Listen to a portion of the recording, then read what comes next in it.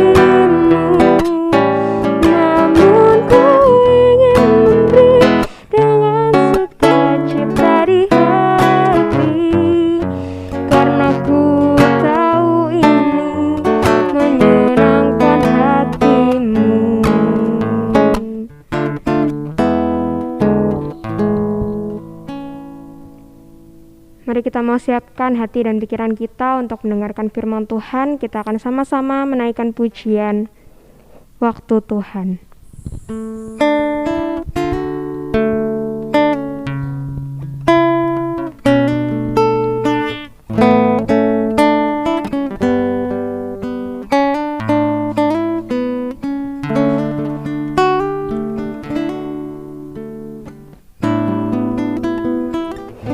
Bila kau izinkan sesuatu terjadi, ku percaya semua untuk kebaikanku. Bila nanti telah tiba waktumu, ku percaya kuasa-Mu memulihkan hidupku. Waktu Tuhan pasti yang terbaik, walau kadang tak mudah dimengerti. Lewati cobaan, ku tetap percaya waktu Tuhan pasti yang terbaik. Mari kita mau sama-sama naikkan pujian. Bila kau izinkan sesuatu terjadi, ku percaya semua untuk kebaikanku. Bila nanti telah tiba waktumu, ku percaya kuasa-Mu memulihkan hidupku. Waktu Tuhan pasti yang terbaik, walau kadang tak mudah dimengerti. Lewati cobaan, ku tetap percaya waktu Tuhan pasti yang terbaik. Waktu Tuhan pasti yang terbaik, walau kadang tak mudah dimengerti. Lewati cobaan, ku tetap percaya waktu Tuhan pasti yang terbaik.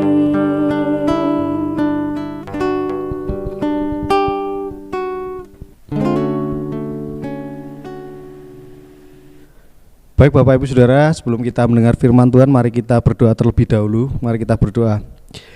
Bapa di surga, kami saat ini akan mendengar firman-Mu. Kami mohon pengertian hikmat dari Tuhan, supaya kami dapat memahami, mengerti, dan kami bisa melakukan firman-Mu. Terima kasih, kami serahkan waktu sepenuhnya di dalam nama Tuhan Yesus Kristus. Amin. Nah Bapak Ibu Saudara, saat ini kita bersama-sama akan merayakan Paskah, akan merayakan nanti kebangkitan Tuhan Yesus pada hari Minggu, dan besok Jumat kita ada acara ibadah Jumat Agung dan juga ada perjamuan Tuhan. Jadi nanti kita bersama akan mengikuti ibadah perjamuan Tuhan bersama Bapak Ibu Saudara di rumah masing-masing. Kita bersama mengikuti di dalam ibadah perjamuan Tuhan di channel YouTube Gereja Baptis Indonesia Immanuel. Nah saat ini kita akan merenungkan firman Tuhan berkaitan dengan Prapaskah, Paskah orang Yahudi, bukan Paskah Kristen, Paskah orang Yahudi, di mana Tuhan itu di dalam masa-masa sebelum Paskah, Tuhan Yesus memberi makan 5.000 orang, lalu kemudian Tuhan Yesus menyatakan diri sebagai roti hidup. Nah memang Tuhan Yesus menggunakan momen Paskah ini untuk menunjukkan bahwa dirinya adalah Sang Mesias itu yang dijanjikan oleh Allah. Maka dia membicarakan dirinya, menyatakan dirinya sebagai roti hidup. untuk menyatakan bahwa ini loh roti hidup yang sesungguhnya. Tuhan Yesus ingin menyampaikan seperti itu supaya pada saat mereka mempercayai Tuhan Yesus, mereka akan diselamatkan. Itu harapan dari Tuhan Yesus. Tetapi di momen Paskah itu, sebelum Paskah ya, Prapaskah, yang terjadi adalah murid-murid Tuhan Yesus yang tadinya mengikut Tuhan Yesus akhirnya mengundurkan diri. Nah, kita akan melihat di dalam Yohanes pasal 6 ayat 66 sampai 66. Yohanes pasal 6 ayat 60 sampai 66. Firman Tuhan demikian, sesudah mendengar semuanya itu, banyak dari murid-murid Yesus yang berkata, perkataan ini keras, siapakah yang sanggup mendengarkannya? Yesus yang dalam hatinya tahu bahwa murid-muridnya bersungut-sungut tentang hal itu, berkata kepada mereka, adakah perkataan ini menggoncangkan imanmu? Dan bagaimanakah jikalau kamu melihat anak manusia naik ke tempat di mana ia sebelumnya berada? Rohlah yang memberi hidup, daging sama sekali tidak berguna. Perkataan-perkataan yang kukatakan kepadamu adalah roh dan hidup. Tetapi di antaramu ada yang tidak percaya, sebab Yesus tahu dari semula siapa yang tidak percaya dan siapa yang akan menyerahkan dia. Lalu ia berkata, sebab itu telah kukatakan kepadamu, tidak ada seorang pun yang datang kepada Bapakku kalau Bapa tidak mengaruniakannya kepadanya.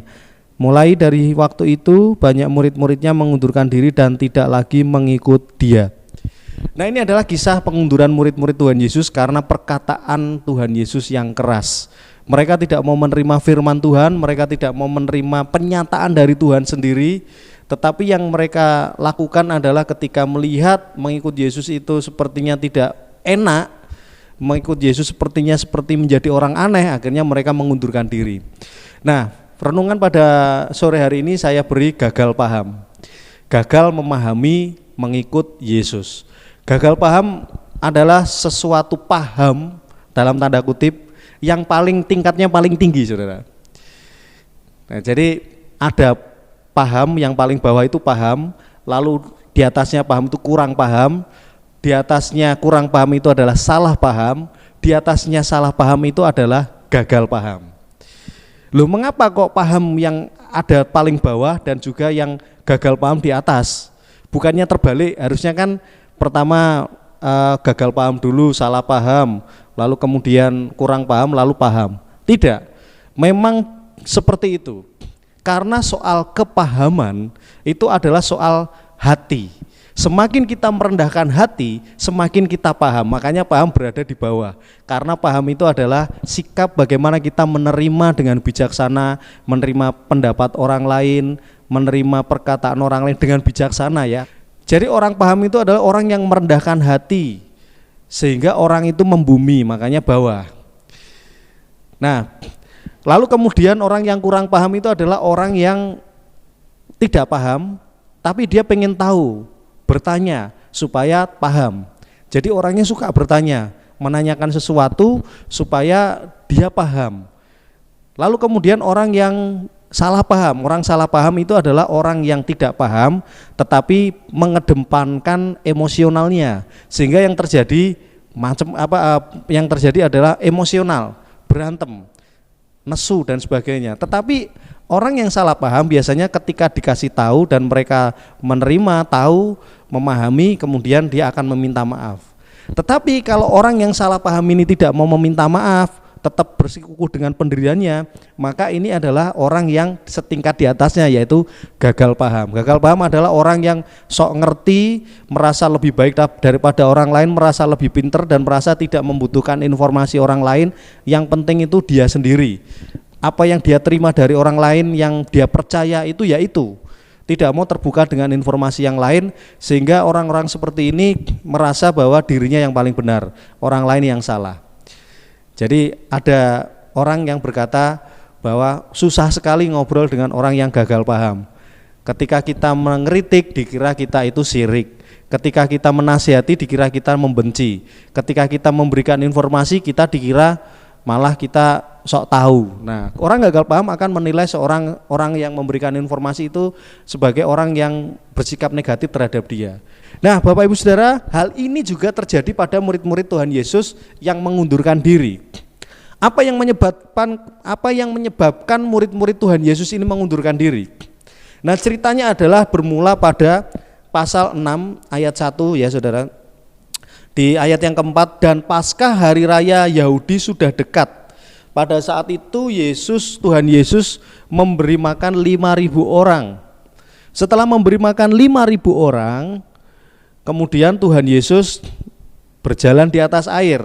Setelah Tuhan Yesus berjalan di atas air, banyak orang berbondong-bondong mencari Tuhan Yesus. Setelah bertemu dengan Tuhan Yesus, mereka berkata, Rabi, bila mana engkau tiba di sini? Lalu Yesus menjawab, ayat 26, Aku berkata kepadamu, sesungguhnya kamu mencari aku bukan karena kamu telah melihat tanda-tanda, melainkan karena kamu telah makan roti itu dan kamu kenyang. Tuhan Yesus tahu bahwa murid-murid datang kepada Tuhan Yesus itu hanya karena mereka menginginkan roti, menginginkan berkat Tuhan, karena mereka semua sudah merasakan berkat Tuhan pada saat Tuhan memberikan mujizat, memberikan mereka makan 5 roti dan 2 ikan. Para muridnya merasa, wah, Tuhan Yesus ini sudah memberkati aku. Mereka berbondong-bondong mencari Tuhan Yesus. Tetapi Tuhan Yesus di sini justru menyatakan dirinya sebagai roti hidup. Artinya roti yang sudah dimakan itu roti fana. Yang seharusnya yang mereka cari adalah roti hidup. Di ayat yang ke-41, maka bersungut-sungutlah orang Yahudi tentang dia karena ia telah mengatakan, akulah roti yang telah turun dari surga. Lalu kemudian ayat yang ke-48, akulah roti hidup, nenek moyangmu telah makan mana di padang gurun dan mereka telah mati. Inilah roti yang turun dari surga. Barang siapa makan daripadanya, ia tidak akan mati. Akulah roti hidup yang telah turun dari surga. Jikalau seorang makan dari roti ini, ia akan hidup selama-lamanya. Dan roti yang kuberikan itu ialah dagingku yang akan kuberikan untuk hidup dunia. Lalu ayat 52, orang-orang Yahudi bertengkar antara sesama mereka dan berkata, bagaimanakah ia dapat memberikan dagingnya kepada kita untuk dimakan? Saudara, ternyata ada motivasi yang salah ketika mereka datang kepada Tuhan hanya untuk berkatnya. Yang kedua, mereka datang kepada Tuhan ketika mereka enggak mudeng atau enggak paham dengan apa yang dikatakan oleh Tuhan Yesus. Mereka enggak menanyakan kepada Tuhan Yesus, tetapi menelan mentah-mentah perkataan Tuhan Yesus. Padahal Tuhan Yesus ini sedang menyatakan sebuah metafora. Tuhan Yesus menyatakan dirinya sebagai Mesias, tapi membuat sebuah metafora bahwa dia adalah roti hidup. Karena pada saat itu adalah waktu di mana akan mendekati Paskah. Karena di dalam Paskah biasa orang Yahudi itu makan roti tak beragi, sehingga Tuhan Yesus menyatakan diri sebagai akulah roti hidup. Maka kamu harus makan roti hidup ini, makan dagingku. Tapi mereka menelan mentah-mentah perkataan Tuhan Yesus sehingga mereka kaget, loh, kok begini ya Tuhan Yesus ya, ini orang aneh ini. Sehingga mereka berkata di ayat 60 mengatakan, perkataan ini keras, siapakah yang sanggup mendengarkannya? Ada 2 hal karena apa yang membuat mereka gagal paham. Yang pertama, mereka salah motivasi. Yang kedua, mereka salah untuk memahami perkataan Tuhan Yesus. Tidak paham tapi tidak bertanya, sehingga mereka akhirnya gagal paham. Nah, sikap gagal paham itu dinyatakan mereka mengundurkan diri dari Tuhan Yesus. Makanya kalau ada orang Kristen yang mengundurkan diri, mungkin orang itu gagal paham. Mereka salah memahami Tuhan Yesus. Mungkin dipikir Tuhan Yesus adalah sumber berkat. Ya memang sumber berkat, tapi yang dicari itu berkatnya, bukan Tuhannya. Mungkin mereka berpikir bahwa Tuhan Yesus ini adalah orang yang aneh, memahami Alkitab ketika membaca terus, ini kitab porno ternyata. Ini bertolak belakang. Masa silsilah Tuhan Yesus di Lukas dan di Matius kok beda ya? Berarti ini salah ini. Alkitab ini salah. Ada banyak kata-kata Tuhan Yesus yang susah dimengerti di dalam Alkitab.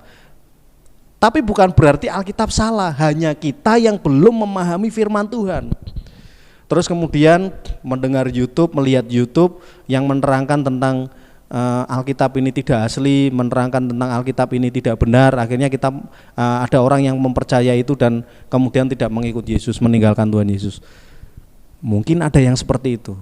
Itu karena mereka salah paham, tetapi mereka tidak mau bertanya kepada orang yang tahu, tapi bertanya kepada sumber yang salah, sehingga mereka gagal paham, gagal memahami perihal mengikut Tuhan Yesus. Saudara, Bagaimana dengan kita? Apakah kita termasuk orang yang benar-benar paham? Apakah kita orang yang kurang paham? Atau kita orang yang salah paham? Tapi di sini kita bukan orang yang gagal paham. Kita semuanya memiliki pemahaman yang terbatas terhadap firman Tuhan. Firman Tuhan ini adalah firman dari Allah sendiri yang dituliskan oleh para penulis kitab. Ada banyak keterbatasan kita untuk memahami Alkitab. Yang pertama, jarak. Kita merupakan pembaca modern. Ada budaya yang berbeda. Sehingga kita memahami Alkitab itu juga sebenarnya kita perlu belajar kulturnya orang-orang yang menulis Alkitab. Selain itu, ada banyak hal yang membuat kita susah mengerti. Bahasanya yang ditulis adalah bahasa Yunani, sementara kita bahasa Indonesia. Sehingga ketika Alkitab ini ditulis dalam bahasa Indonesia, ini merupakan ada tafsiran yang dilakukan oleh penerjemah Alkitab Indonesia ini. Dan mereka juga mengalami kesulitan. Jadi ya wajar saja kalau ada kesulitan-kesulitan bahasa yang kita pahami. Wajar. Tapi berkat Tuhan, Alkitab bisa diterjemahkan di bahasa-bahasa yang ada di dunia, sampai di bahasa Indonesia kita juga memahami. Karena memang firman Tuhan tujuannya supaya kita untuk mengerti. Mari kita lihat di dalam Yohanes pasal 20, kita lihat Yohanes pasal 20 ayat yang ke-30.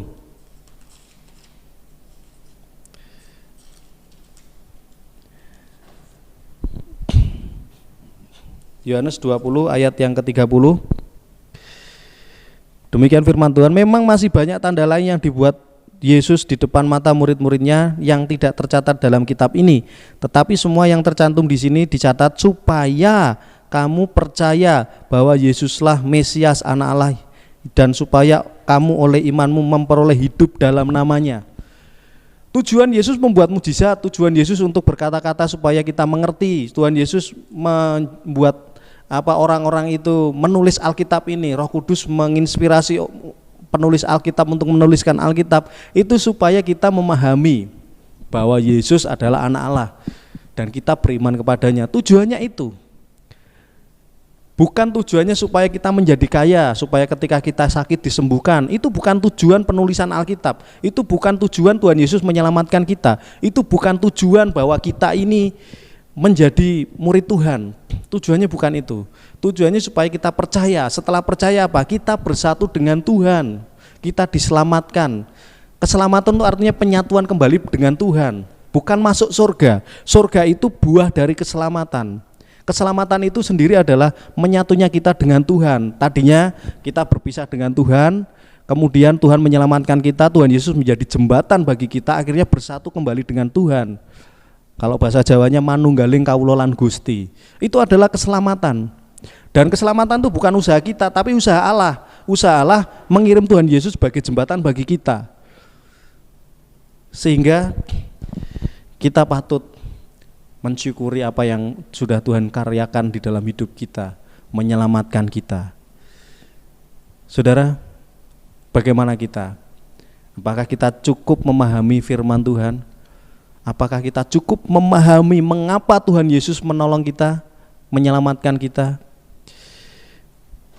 Ayat 67 mengatakan demikian. Maka kata Yesus kepada ke-12 muridnya, apakah kamu tidak mau pergi juga? Jawab Simon Petrus kepadanya, Tuhan, kepada siapakah kami akan pergi? Perkataanmu adalah perkataan hidup yang kekal. Mari kita mempercayai perkataan Tuhan Yesus sebagai perkataan yang hidup, perkataan hidup kekal bagi kita, karena firman-Nya menyelamatkan kita. Amin. Mari kita berdoa. Bapa dalam surga, kami mengucap syukur untuk firman-Mu pada sore hari ini. Kiranya firman-Mu dapat menolong kami untuk kami tidak gagal paham mengenai kami mengikut Tuhan Yesus. Dan kami pasti akan belajar untuk kami lebih memahami lagi apa yang Tuhan Yesus inginkan dalam hidup kami melalui firman-Mu ini ya Tuhan. Terima kasih, kami mengucap syukur dalam nama Tuhan Yesus atas firman-Mu. Amin. Sebelum kita berdoa syafaat, mari kita sama-sama menaikkan pujian doa kami.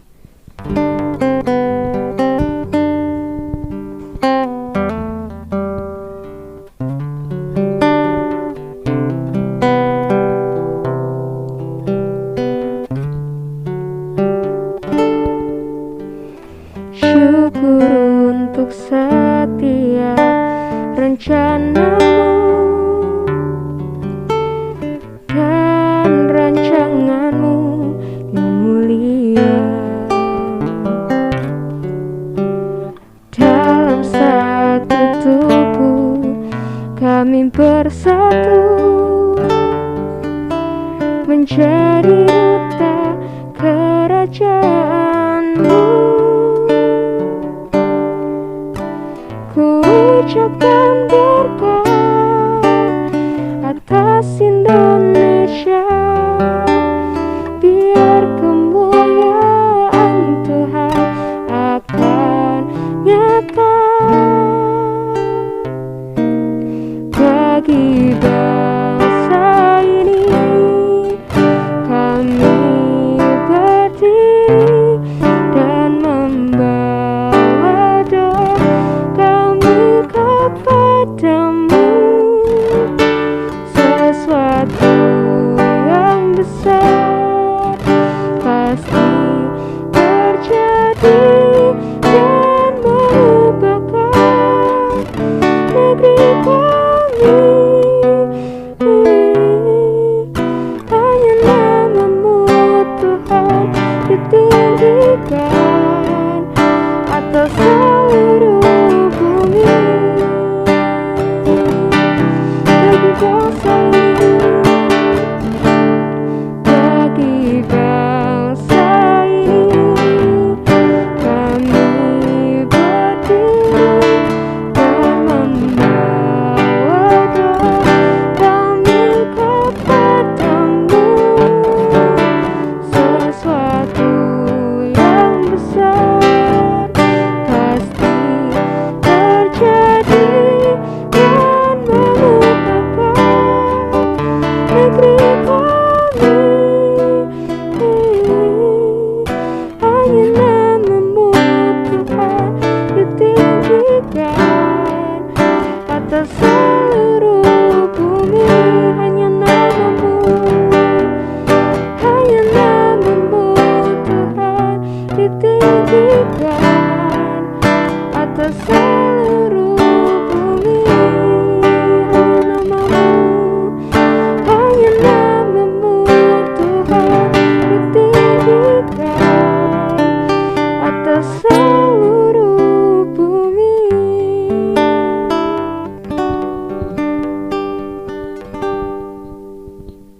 Baik Bapak Ibu Saudara, kita berdoa untuk bangsa kita, berdoa untuk GGBI, berdoa untuk Gereja Baptis Indonesia Immanuel, dan kita berdoa untuk gereja kita Simolangit.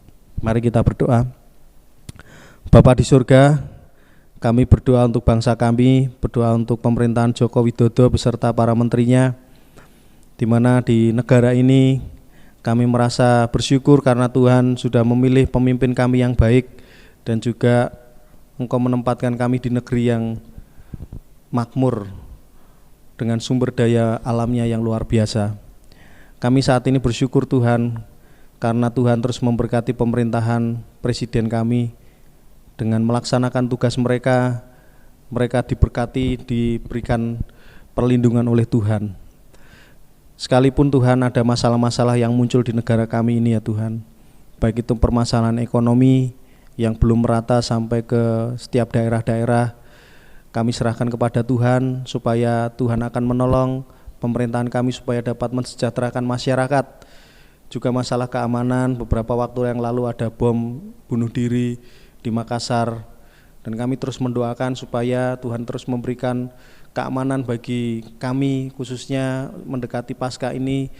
Umat Kristen, umat Katolik di Indonesia akan melaksanakan ibadah merayakan Paskah, memperingati kematian Tuhan Yesus, juga memperingati kebangkitan Tuhan Yesus. Oleh sebab itu Tuhan, kami mohon supaya Tuhan memberikan keamanan bagi kami semuanya.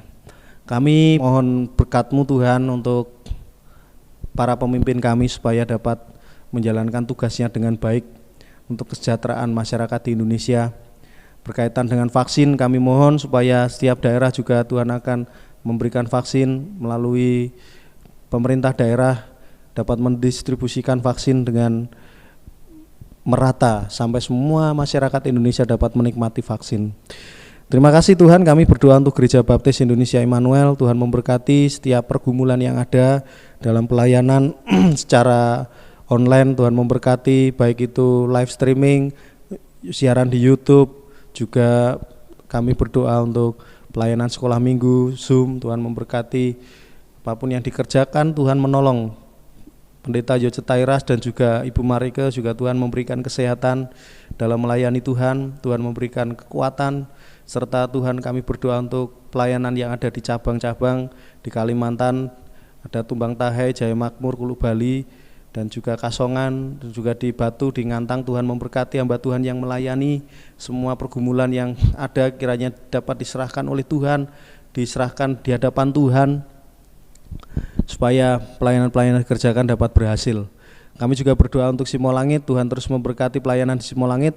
Tuhan memberkati apa yang kami harapkan Tuhan untuk peredam suara, untuk pelayanan selama 1 tahun ini, anggaran yang kami butuhkan, serta kami berdoa untuk perkembangan gereja ini ya Tuhan. Tuhan terus berikan perkembangan melalui jemaat Tuhan, supaya mereka bertumbuh di dalam pengenalan akan Tuhan.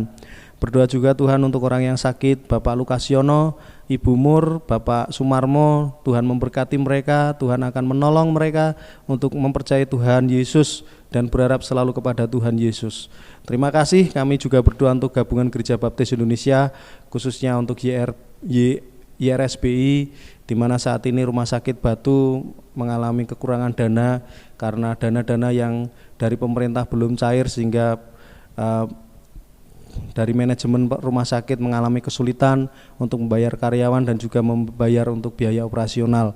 Tuhan memberkati YRSBI, memberkati Rumah Sakit Batu, dan juga memberkati setiap pelayanan-pelayanan yang dikerjakannya, baik BPN, Bamusnas, dan juga YBI. Kami juga serahkan Tuhan untuk WRB, untuk Yayasan Baptis Indonesia juga ya Tuhan, di mana aset-asetnya saat ini di masa corona ini kurang terawat karena memang tidak ada dana operasional yang harus dikeluarkan untuk itu. Oleh sebab itu Tuhan, kami mohon supaya Tuhan akan menolong, biarlah gereja-gereja setempat ikut ambil bagian di dalam pelayanan ini ya Tuhan. Terima kasih Tuhan, kami menyerahkan pelayanan GGB ke dalam tangan kuasa-Mu. Dan kami juga mengakhiri saat ini untuk ibadah jam doa Rabu kami. Biarlah Tuhan memberkati setiap rangkaian ibadah kami, memuliakan dan menyenangkan hati-Mu. Dalam nama Tuhan Yesus, amin.